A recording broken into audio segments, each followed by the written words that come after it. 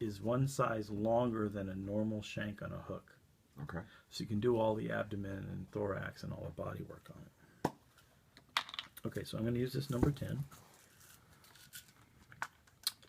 It's also one extra heavy, so it's going to sink. Okay. I can see it's thicker and diameter. Much heavier, yeah. Sorry. I'm going to attach it right in the center. Simple jam nut. I'm going to bring the thread back to the point. Stop. I'm going to go back forward. I'm just going to fill the hook in with thread. The whole hook. Yeah, and if I miss a section, it's no big deal. Just kind of fill up the hook. Go all the way back with your thread to this tail set position, which is behind that barb. And you can check it by just turning it and going, oh yeah, it's behind the barb. Because now I can look at this hook and I know for a fact where the black ends, I don't want to go further than that. Okay? I'm going to come back up just before the halfway point on the hook shank. I'm going to take this is called no lead. It's got tin and other materials in it, but it doesn't have any lead in it. How many wraps of lead do I want? 10. I'm going to go 20 minus the hook size. So 10. So 10, like Bruce said. Hand on the vise. I'm going to grab the very tip of it. I'm going to lay it over the top, right in the center of the hook, and I'm going to make 10 wraps forward. When I make the wraps, I'm going to pull it back tight, so each wrap is tight against the last one. 5, 6. Did I lose it? I think you're down one. So I have 7, 8, 9, 10. I'm going to come around. Now, I want to show you something. You want to break it off on the side of the hook right where it is right now. So you've got a half in the front that's under the hook, and you've got a half in the back that's under the hook. The reason for that is if you don't break it off that way, it becomes unbalanced, and it can flip over when it's in the water. Okay? This is one of those little tricks. So I'm going to hold my finger against this lead, and I'm just going to wiggle it back and forth until it breaks off. Now, he shows cutting the lead. I don't like to cut lead with my scissors because it ruins them.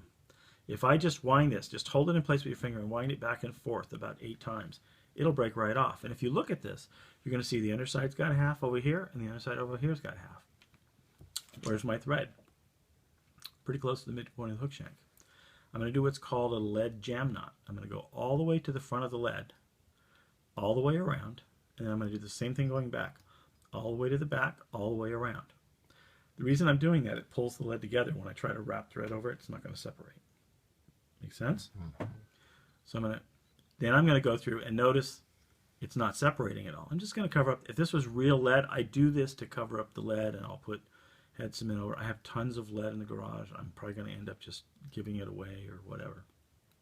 Okay? So remember, 50% is the abdomen, 40% is where this lead is basically, and 20% or 10%, 40%, and then 10% is going to be the head. Okay, now I'm going to want to tie in some copper wire for a rib. What I do is I put it you're left-handed, from the far side underneath the hook. I lift the thread up. Can you see the tip of this now, how long it is? Yeah. I'm going to go 1, 2 turns, and since I'm balanced on the vise now, my hand, I'm just going to slowly pull it through so I don't have to cut it off. Once I get close to the end of the tip, I can make 5 or 6 wraps back, and now it's never going to come out of there. Real tight wraps, all the way back to the tail set position, where that first wrap is going to go. Bring the thread back forward. You're going to love this stuff, Brian, because you have shit hanging up your hook, you know, and put it in early, you'll use it last.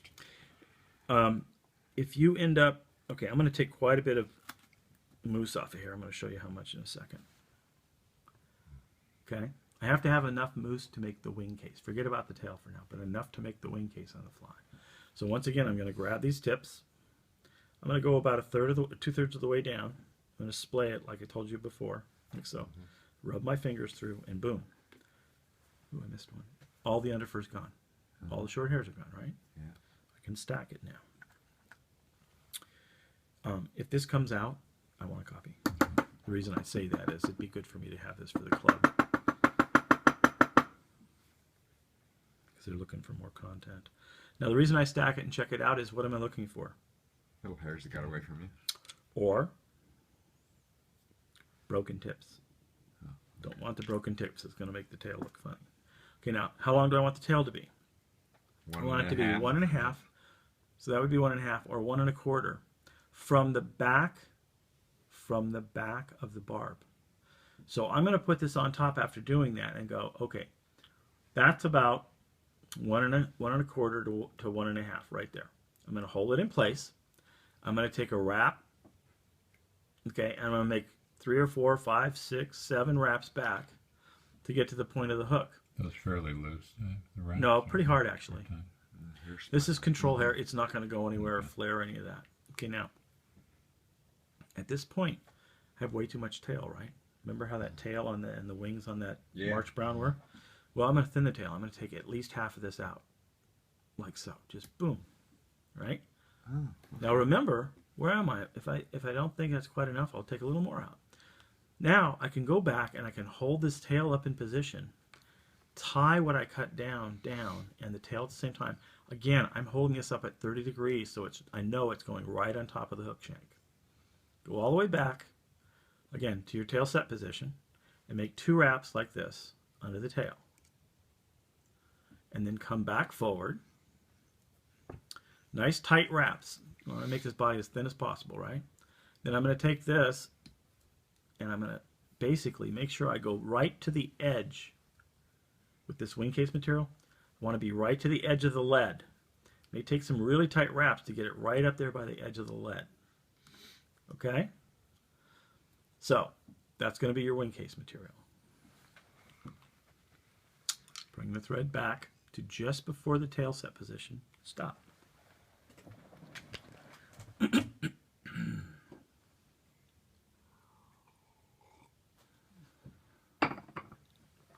Okay, now, dubbing material. One of the hardest things for people to do is to dub, and it's because a lot of times they're not thinking about what they're trying to accomplish. It's nothing more than mechanics. Okay? It really is that simple. So I'm going to take this dubbing material, and I'm going to kind of pull it, stretch it out so I get this thing called a noodle. You guys know what a noodle is? Well, not in this context. It's an oblong piece of fur that's kind of evened out as I've pulled it out from the bundle I had. Okay. Can you see that okay? Yeah. Okay. That's it. Cephas? Let's see. And it's very light and fluffy. Okay. How much material have I got there? Hardly any, right? Very little. Yeah. All I'm trying to do is cover the thread and create some It's on your shirt. It's on your shirt there. texture. Okay, so I'm just gonna do the end, only the end, nothing else. Don't worry about what's hanging out. If you see a couple of guard hairs, you can pull them off. I'm gonna take a single finger. I'm gonna slide the material up against the shank of the hook. Oh, this is going to be fascinating. Okay. Okay, this is really critical. I'm gonna make 1 wrap, and if I can see, if I can see that it's locked against the body, I can actually see the fur Yeah. on the body. I know it's locked in. Now I'm going to dub this. I'm going to turn this so the vise is out of my way. I'm going to wrap 1 finger, roll with the thumb and finger, move it down. Never let go. You always have tension on this, and you're never going to let go of having a finger on this. Okay, this is the critical part. I'm going to dub it. I'm going to move my thumb down and have pressure on it, and then move my finger down and do the same thing and just work my way down like this. Each time I'm moving my finger down and then the thumb down. But notice how tight this is right in here? It's tight because I'm not letting go of it. What a lot of people do is they go like this and let go. Well, what's going to do? It's going to spring, right? If I go all the way down like that, just back and forth, all the way down, to the very end, and then let go of it, has it sprung very much? Not that I can see. Right? And if I don't like it, because it's locked in at the tail right there, wrong colored hair, I can do it again. Just go all the way down. Make sure it's nice and tight, very thin. And then I'm just going to wrap this forward. 1 wrap next to the other. All the way up. You can tell I've done this a time or two. Now, I got up to the back of the wing, and guess what? I don't have enough fur. Got some more on there. Okay, and the way to put it on, back it off 2 turns. What do you get when you back it off 2 turns? You get this long length of material that's already locked into the body, right? Yeah. So if I want to add some more, I'll just take a little skosh out. Tiny measurement of this stuff. I'll hook it up against the hair that's already there on the thread. And now I'm going to bind it onto that. And look, like I said, it's much easier to add fur than it is to take it away. Just back it off 2 turns. 1, 2, 3, 4. Lift it up if you got extra and just take the extra to the front. Okay. Now, next thing is a rib. A segmented rib body the segment should be increasing in size. I'm going to go I have it tied in on the far side. I'm going to go under the tail, like so. And I'm going to make these big wide turns so I end up with 4 or 5 wraps of thread. There's 1, 2, and notice what happens. Each one's a little bit wider. 3, 4. At 5, where am I? I'm right at the base of the wing, and I'm actually forcing it down a little bit. Well, I can pull this up now, okay? And I can go 1, another wrap forward of that wrap you just did in the center of the lead, 2, and the third wrap I'm going to do, I'm going to go back between those other 2. And the reason is, now I've got this thread, this wire. I can hold this all. If I want, I can take a finger and pull all that back, or I can hold it with fingers in the back, pull it all back here like so, and I can take this thread back and wrap right on top of that wire that's been crossed over itself. All right?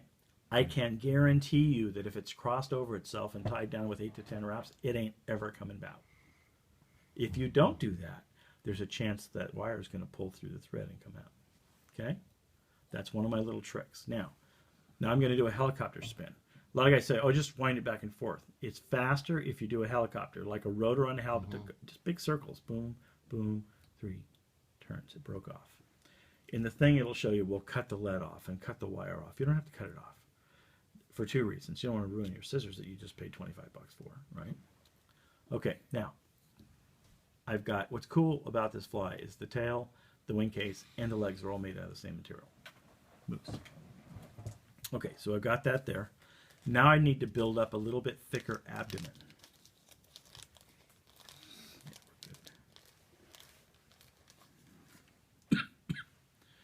This is going to take quite a bit because I want to have a nice heavy, not abdomen, thorax. I want to have a nice heavy thorax. Okay, what did I do before? I just twisted it on the end. Slide it up. Once around, it's locked in. If I have a guard hair or 2, fine, pull them out. At that point. Now, I'm gonna dub this, but I'm gonna dub this one a little bit looser. Not quite as tight. Reason is I'm gonna wrap forward to the edge of the lead. I'm gonna wrap back, and I'm gonna create this egg shape. I go all the way back to the wing case. Then I'm gonna come back to the center and make several wraps right in the center, and you end up with this egg shape thorax. Okay, like so and like so. Bring the thread to the very front of the thorax in front of the lead. Okay, now I need to make a wing case. Pull all those fibers forward, over the top of the eye. My finger and my thumb are both feeling the eye of the hook. I'm going to roll it towards me a 1/4 turn, go around once, pull tight. Once I've got it tight, So I'm going to just go... the back of the eye? Is that where it's falling? Yeah, it's like a half eye length behind the eye. 1, 2, 2, 3. Right? Now, God, how do I make legs? If you did it right, you will see that this wing case goes right along the edge of the body, right? On both sides. Well, if I take my legs and pull the longest fibers you can find in here, it's the easiest to do with longer fibers.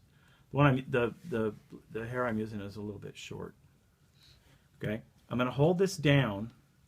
I'm going to wrap over that towards the wing case until I get right up against the edge of the wing case, and I want those fibers to be right at that edge where the wing case is.